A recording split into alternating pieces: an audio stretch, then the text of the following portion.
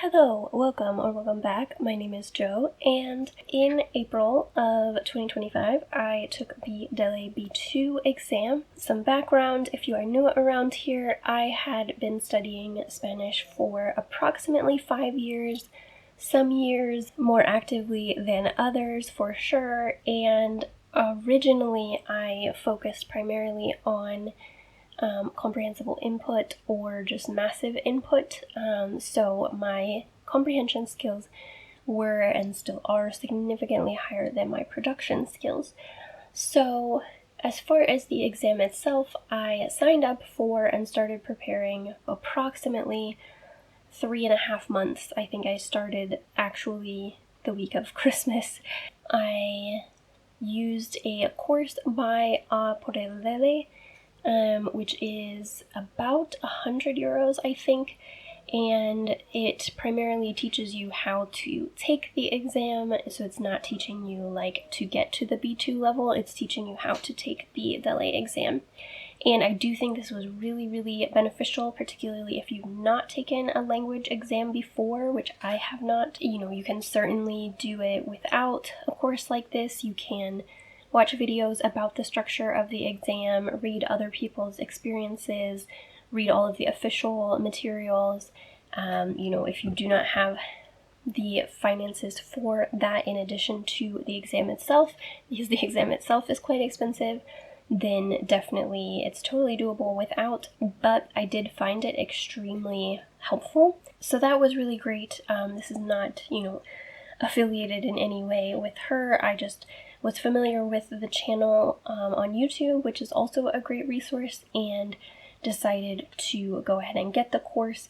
I don't think I would do a course if I take another exam. I would just familiarize myself with the differences, but because of how nervous I was about this, I just decided to go ahead and do it, and I'm glad that I did. I also had about 4, I think, books of practice exams, which is definitely overkill. That's way more than you need, and I didn't get through all of them, but I knew that some books were kind of notorious for having really difficult ones, and some were notorious for having really easy ones. And so I wanted to get a good, representation of the field of possibilities. So the book that has pretty difficult practice exams is El Cronómetro. This was a really good resource because I would say this one was probably the closest to the real exam, with the exception being that the reading excerpts, I think, were more advanced than the exam. And then most of the other practice things that I had were too easy. They were easier than the exam, I would say. I did also take italki classes with a teacher who said that she was a DELE examiner.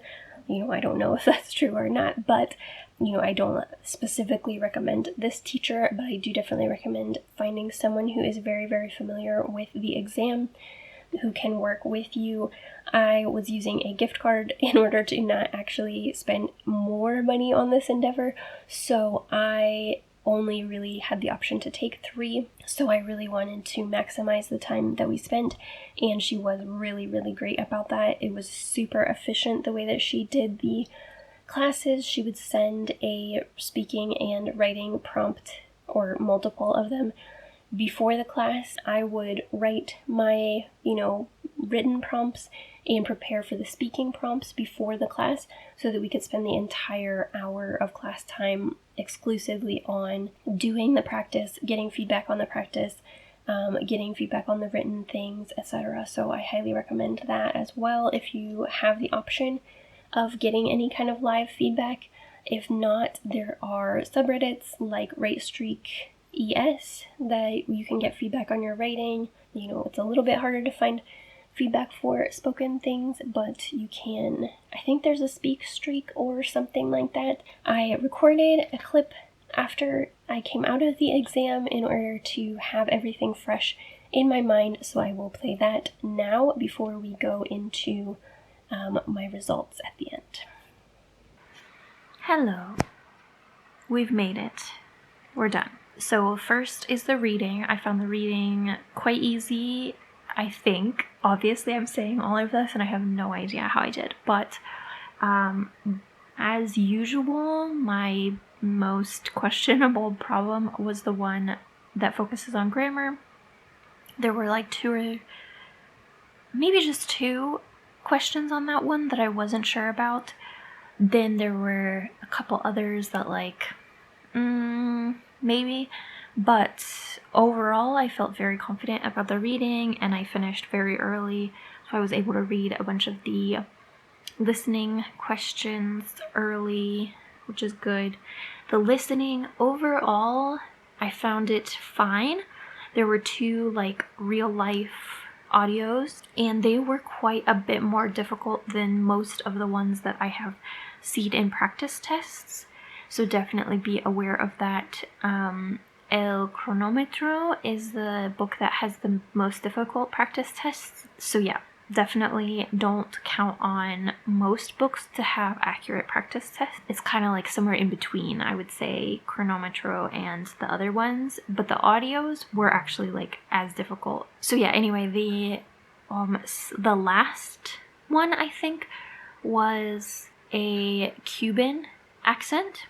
And so it was very Caribbean, very the sounds were not super defined, and then so the first time you listen to the audios twice, and so the first time I was kind of I'm not I didn't necessarily understand a lot of it very well.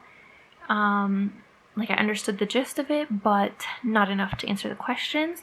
The second time I did understand everything that she said, but I still wasn't totally sure how to answer some of the questions. Some of the questions were very figurative in a way. You were really, really condensing down the information. Sometimes they ask you something really specific, and it's you can eliminate some of the answers because it did not say that. Other times you're picking the best option, and obviously those are by far the most tricky. And so on top of it being a little bit more difficult of an audio, I also found the respuestas much more, figurative, much more ephemeral, or whatever you want to say. So anyway, then the writing was exactly like every practice problem. There was nothing unexpected about the writing whatsoever, so I think it should be okay. I mean, I'm sure I made mistakes, but I didn't run out of time or anything. And then the speaking, it was also exactly like all the practice problems, nothing surprising. I didn't run out of time to prepare, but I still I just struggle. I really don't like the structure of this exam for the speaking at all. I hate the you have time to prepare but not very much time to prepare, so it's this awkward, you need to have really well developed thoughts and use complex structures and everything, but you have to do it kind of spontaneously but not truly spontaneously. I don't like it. I did so much better on the spontaneous question, I think, than the two prepared questions. I definitely made significant mistakes in the prepared questions, and I also don't think that I used very advanced structures. So, take that for what it is. We'll see when I get my scores, obviously, how much they penalize for that. So yeah, I think for the other three skills, besides the speaking, I think whatever I get, I don't think I could have represented my level better. I don't feel disappointed with my performance. I feel a little disappointed with my performance on the speaking. Not catastrophically I could have, but a little bit. I feel what I did was a 70% of my actual level. Not awful, but I could have done better, but I could have also done a whole lot worse. So at least I'm not oh my god. So whatever it is, it is. I am entrusting my results to El Instituto Cervantes, and you tell me, baby. I don't, so yeah, I guess I'll see you in 2 to 3 months. Hello, welcome back. It is June 2nd, and we have our results. I have already, well, I can't even say I've opened them because I was checking obsessively before I even got any kind of email. I still haven't gotten any kind of email, but I saw someone post on Reddit last week that they got their results. So I've been refreshing the page periodically, and so mine are posted. So I can't like live open and react, but I probably wouldn't have done that anyways, to be totally honest. But I did pass. So I will have my little points breakdown on the screen here. In a grand surprise to absolutely no one, my reading and listening scores were the highest scores, but in a genuine surprise to me, my writing score was lower than my speaking score. Reading and listening, both of them were around 21.5. Writing, 14.58. I was trying to think of why that might have been, and I think I might have been a little bit short in my writing. I did try to count like the lines and make sure that I had enough, but I was probably on the shorter end of the range, and so they may have felt like I just didn't expound on things enough. I'm not sure. That's really the only thing I can think of, because I did try to use, kind of complex vocabulary. Obviously, I could always use grammar more effectively, but I really don't think I had any like severe errors or anything like that, because I did have time to go back through and review and make sure that everything was okay. So I think it was probably a matter of it not being expansive enough, and probably a little bit as well that I didn't use complex structures regularly. That would be my guess. I wish that we could see the results, but we cannot, so I just have to guess. And then the oral exam, 16.67. So yeah, I would say, I had no idea what to expect, except for the reading and listening. I was fairly sure that I would be in that range, because on most of my practice exams, I was getting in the range of 21 to 25. I figured I would probably be in that range, and it makes sense to be, on the lower end of that, because obviously a test environment is a little bit more stressful, a little bit more difficult. I guess that's fine. Obviously I would have loved to come out of there with just like 25s on stuff, but I figured that would not be the case. But yeah, pretty disappointed in that writing score, but we still made it. So yeah, I'm mostly just kind of relieved, because I really did not want to do that again. As far as whether I will do the next level of exam, the C1 exam, I do think I probably will at some point. Whether that will be next year or more in the future, I'm not sure.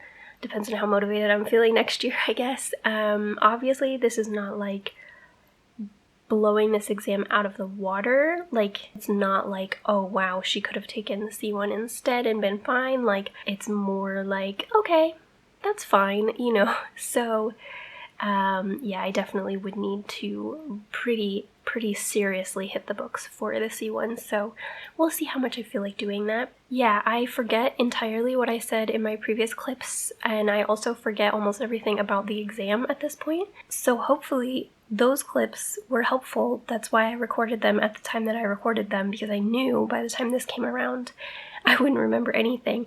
And in fact, sorry, I'm sick, my voice is gone, it's a whole thing. But in fact, I've had people ask in like Discords and stuff what my topics were. I have had the hardest time even remembering what my like speaking and writing prompts were, because it's already just like blocked out of my brain. But yeah, anyway, so I think the last thing for this, I had said, I'm pretty sure that I was going to include a sample of my speaking at the end here, just before the exam, so that you could see kind of what my level was like. Yeah, thanks for coming along, I guess, and I will see you in the next video.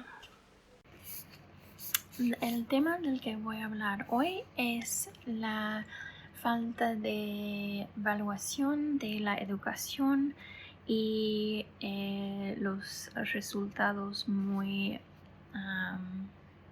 pobres de las escuelas. No podemos avanzar como un país sin una educación eficaz. Entonces es muy importante tener buenas medidas para mejorar. En primer lugar, me parece una buena idea replantear el concepto de la educación, convirtiendo los alumnos en una participante activo. Sin embargo, es una propuesta bastante teórica y teniendo en cuenta que los alumnos son menores de edad, me parece que la mayoría de la acción todavía debería empezar con los adultos y los profesionales. En cuanto a las propuestas de revisar los centros educativos, tanto en el aspecto financiero como en la formación de los profesionales, estoy totalmente de acuerdo con las propuestas, pero debería tener cuidado con añadir demasiado burocracia para los centros que ya están intentando cumplir con sus trabajos. Para terminar, no creo que sea una buena idea echar toda la libertad a los centros educativos. Sin duda, resultará en algunos centros mejorando mucho y otros fallando por completo.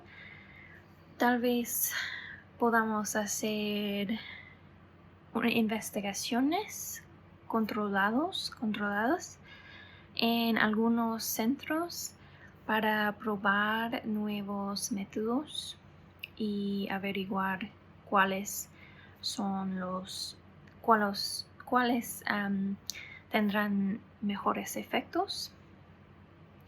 En conclusión, es un problema muy complicado. Seguramente no tendrá una sola solución, pero creo que con una combinación de estas propuestas podría tener un buen comienzo para mejorar la situación.